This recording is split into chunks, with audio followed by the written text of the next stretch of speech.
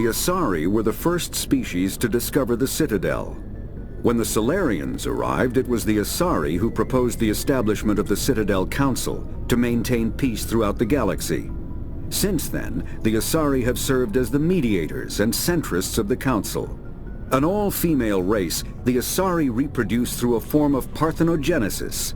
They can attune their nervous system to that of another individual of any gender and of any species to reproduce.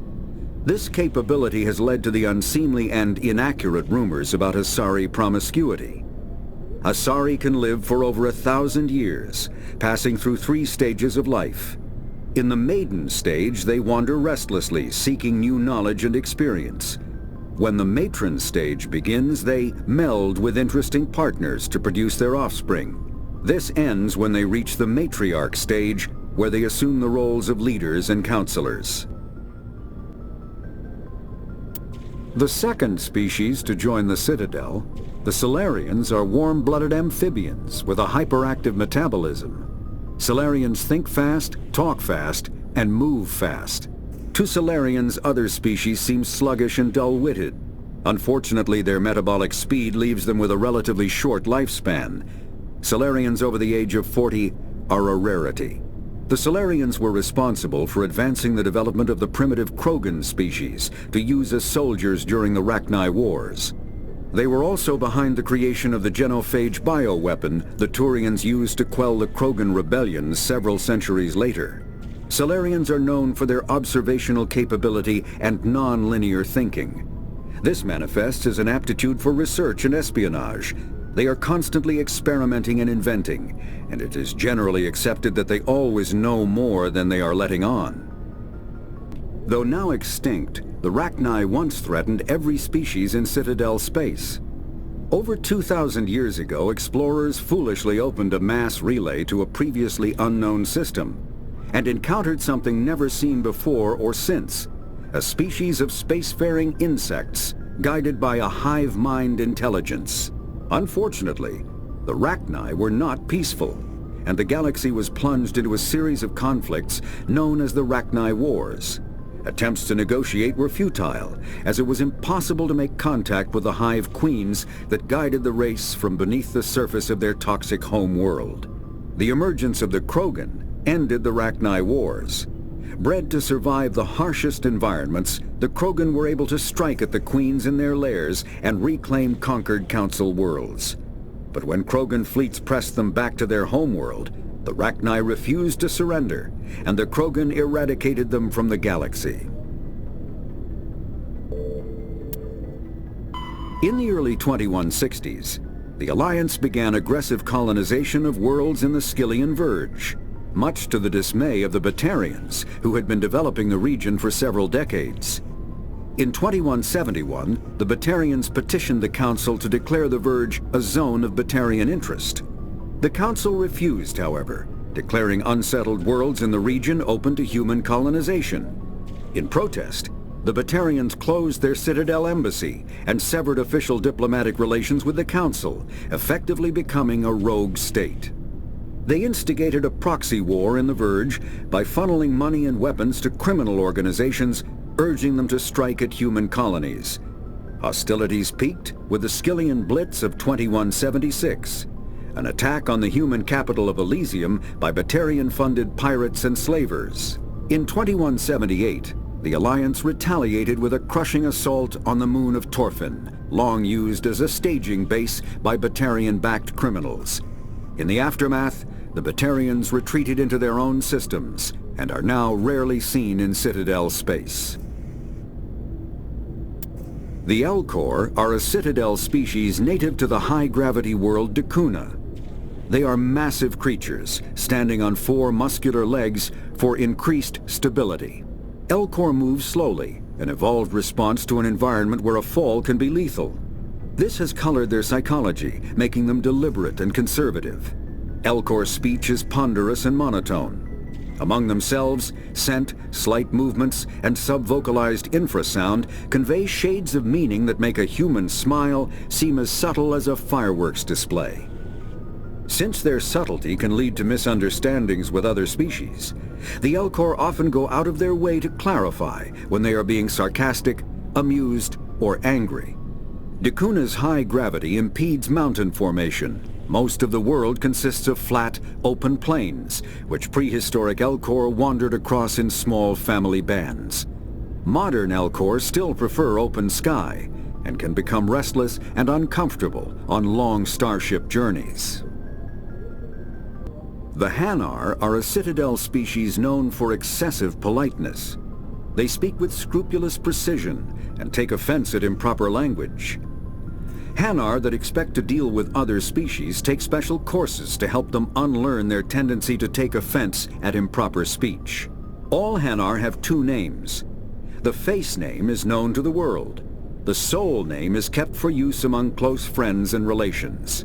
Hanar never refer to themselves in the first person in conversation with someone they know on a face name basis.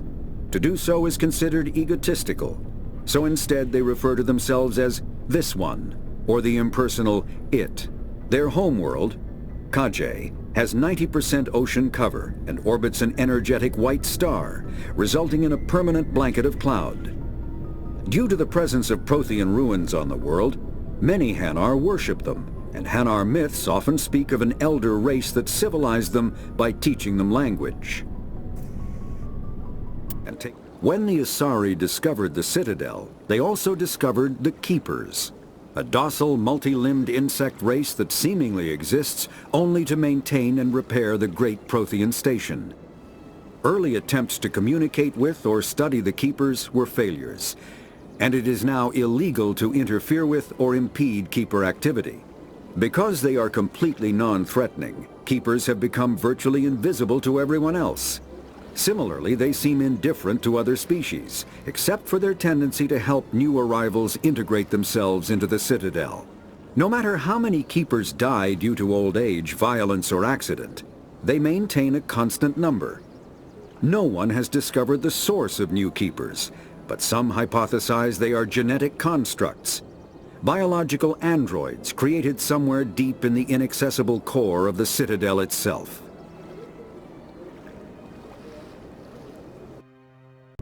The Krogan evolved in a hostile and vicious environment. Until the invention of gunpowder weapons, eaten by predators was still the #1 cause of Krogan fatalities. Afterwards, it was death by gunshot. When the Salarians discovered them, the Krogan were a brutal, primitive species, struggling to survive a self-inflicted nuclear winter. The Salarians culturally uplifted them, teaching them to use and build modern technology, so they could serve as soldiers in the Rachni War. Liberated from the harsh conditions of their homeworld, the quick-breeding Krogan experienced an unprecedented population explosion. They began to colonize nearby worlds. Even though these worlds were already inhabited, the Krogan rebellions lasted nearly a century, only ending when the Turians unleashed the Genophage, a Salarian-developed bioweapon that crushed all Krogan resistance. The Genophage makes only 1 in 1,000 pregnancies viable, and today the Krogan are a slowly dying breed.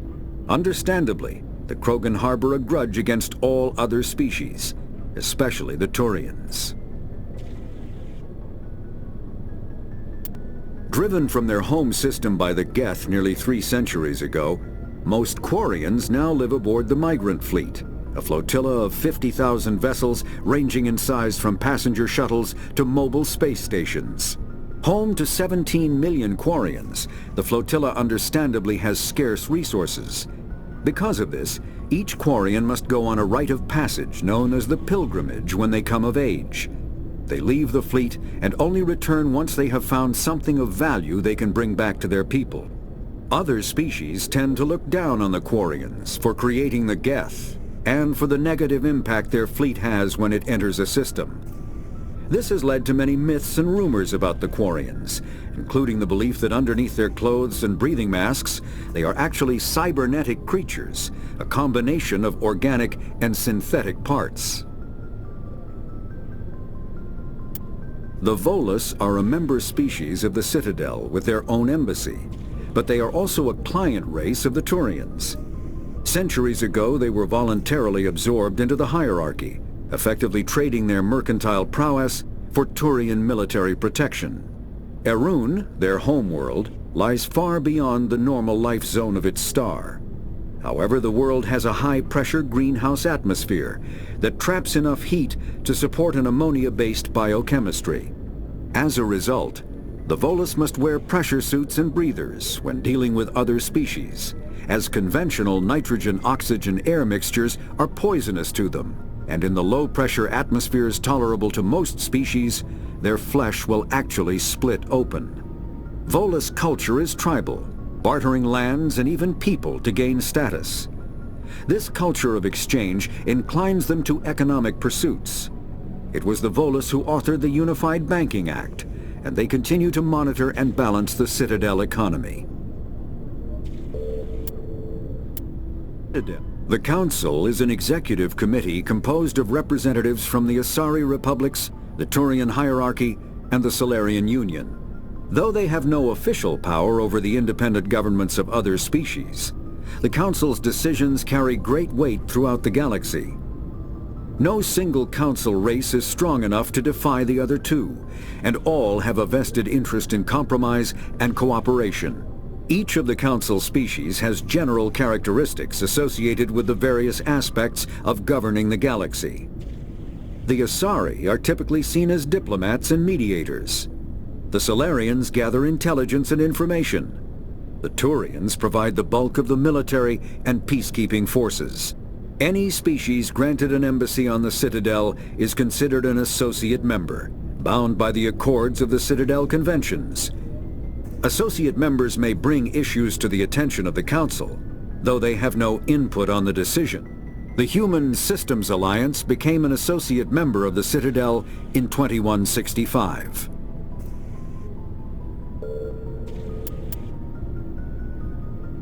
Feros is a habitable world in the Attican Beta cluster.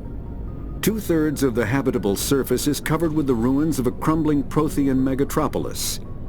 In the millennia since the Prothean extinction, the ruins have been repeatedly picked over by looters many times. Feros was considered a poor prospect for colonization, as little open ground remains for agriculture. The only sizable freshwater sources are the poles, which are tapped by the decaying Prothean aqueduct systems. The dead cities, while in good condition considering their antiquity, are of uncertain stability.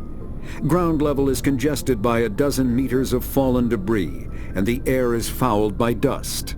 In 2178, the Human Exogeny Corporation announced its intention to place a permanent colony on Feros to thoroughly explore the ruins. The pioneer settlement was placed on the upper levels of several intact skyscrapers, using the surviving Prothean aqueducts and rooftop hydroponic gardens to support the population. Noveria is a cool, rocky world with most of its hydrosphere locked up in massive glaciers. A privately chartered colony world, the planet is owned by the Noveria Development Corporation Holding Company. The NDC is funded by investment capital from 24 high-technology development firms and administrated by an executive board representing their interests. The investors built remote hot labs in isolated locations across Noveria's surface. These facilities are used for research too dangerous or controversial to be performed elsewhere, as Noveria is technically not part of Citadel space and therefore exempt from Council law. By special arrangement, Citadel's special tactics and reconnaissance agents have been granted extraterritorial privileges, but it remains to be seen how committed the Executive Board is to that principle. Given its unique situation, it is understandable that Noveria is often implicated in all manner of wild conspiracy theories. There are between 200 and 400 billion stars in the galaxy, and less than 1% of them have ever been visited or had their systems properly surveyed. Humanity's early expansion into the Attican Traverse was haphazard, a desperate race to claim habitable planets where populations can be economically settled. Ignored in the wake of this land grab were thousands of less hospitable worlds, each potentially rich with industrial resources. The wealth of entire solar systems lies untapped, waiting for corporate survey teams or independent pioneers to discover and exploit them. However, this is not an easy task. In addition to the environmental hazards, the fact that uncharted worlds are largely ignored makes them popular bases for criminals, revolutionaries, cults, and others who wish to remain unnoticed by galactic society. Faster-than-light drives use element zero cores to reduce the mass of the ship, allowing higher rates of acceleration. This effectively raises the speed of light within the mass effect field, allowing high-speed travel with negligible relativistic time dilation effects. Starships still require conventional thrusters, chemical rockets, commercial fusion torch, economy ion engine, or military anti-proton drive, in addition to the FTL Drive core. With only a core, a ship has no motive power. The amount of Eezo and power required for a drive increases exponentially to the mass being moved and the degree it is being lightened. Very massive ships, or very high speeds, are prohibitively expensive. If the field collapses while the ship is moving at faster than light speed, the effects are catastrophic. The ship is snapped back to sublight velocity, the enormous excess energy shed in the form of lethal Cherenkov radiation. The Normandy is a prototype starship developed by the Human Systems Alliance with the assistance of the Citadel Council.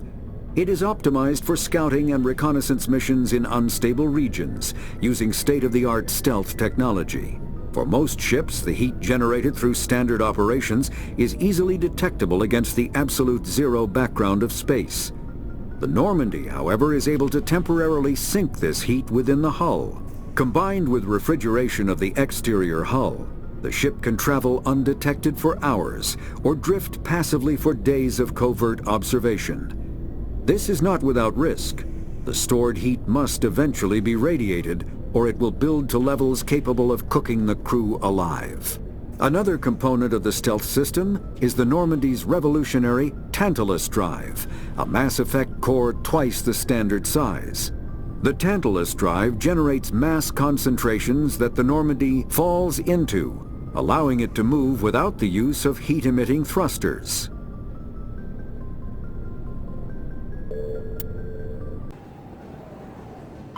Biotics is the ability of rare individuals to manipulate dark energy and create mass effect fields through the use of electrical impulses from the brain. Intense training and surgically implanted amplifiers are necessary for a biotic to produce mass effect fields powerful enough for practical use. The relative strength of biotic abilities varies greatly among species and with each individual. There are three branches of biotics. Telekinesis uses mass-lowering fields to levitate or impel objects. Mass-raising kinetic fields are used to block or pin objects. Spatial distortion uses rapidly shifting mass fields to shred objects. Most organic species are capable of developing biotic abilities, though there are risks involved. Biotics are the result of an in utero exposure to element zero. This usually causes fatal cancers in the victim, but in rare cases, it coalesces into nodules within the fetus's developing nervous system. An artificial intelligence is a self-aware computing system capable of learning and independent decision-making. Creation of a conscious AI requires adaptive code, a slow, expensive education, and a specialized quantum computer called a blue box. An AI cannot be transmitted across a communication channel or computer network. Without its blue box, an AI is no more than data files. Loading these files into a new blue box will create a new personality, as variations in the quantum hardware and runtime results create unpredictable variations. The Geths serve as a cautionary tale against the dangers of rogue AI, and in Citadel space they are technically illegal. Advocacy groups argue, however, that an AI is a living, conscious entity, deserving the same rights as organics. They argue that continued use of the term artificial is institutionalized racism on the part of organic life. The term synthetic is considered the politically correct alternative. A virtual intelligence is an advanced form of user interface software. VIs use a variety of methods to simulate natural conversation, including an audio interface, and an avatar personality to interact with. Although a VI can provide a convincing emulation of sentience, they are not self-aware, nor can they learn or take independent action. VIs are used as operating systems on commercial and home computers. Minimal VI agents are also available. Agents are compact and specialized. Some serve as personal secretaries, filtering calls and scheduling meetings based on user-defined priorities. Others are advanced search engines, propagating themselves across the extranet to collate user-requested data. Commercial VIs in a variety of stock personalities are available at any software retailer. Boutique firms and hobbyists also build unique VIs to personal specification. Although software emulation of living personalities is illegal, reconstructions of famous historical figures are common. When subjected to an electrical current, the rare material dubbed Element Zero, or Eezo, emits a dark energy field that raises or lowers the mass of all objects within it. This mass effect is used in countless ways, from generating artificial gravity to manufacturing high-strength construction materials. It is most prominently used to enable faster-than-light space travel. Eezo is generated when solid matter, such as a planet, is affected by the energy of a star going supernova. The material is common in the asteroid debris that orbits neutron stars and pulsars. These are dangerous places to mine, requiring extensive use of robotics, telepresence, and shielding to survive the incredible radiation from the dead star. Only a few major corporations can afford the setup costs required to work these primary sources. Humanity discovered refined Element Zero at the Prothean Research Station on Mars, allowing them to create mass effect fields and develop FTL travel. Element Zero can increase or decrease the mass of a volume of space-time when subjected to an electrical current.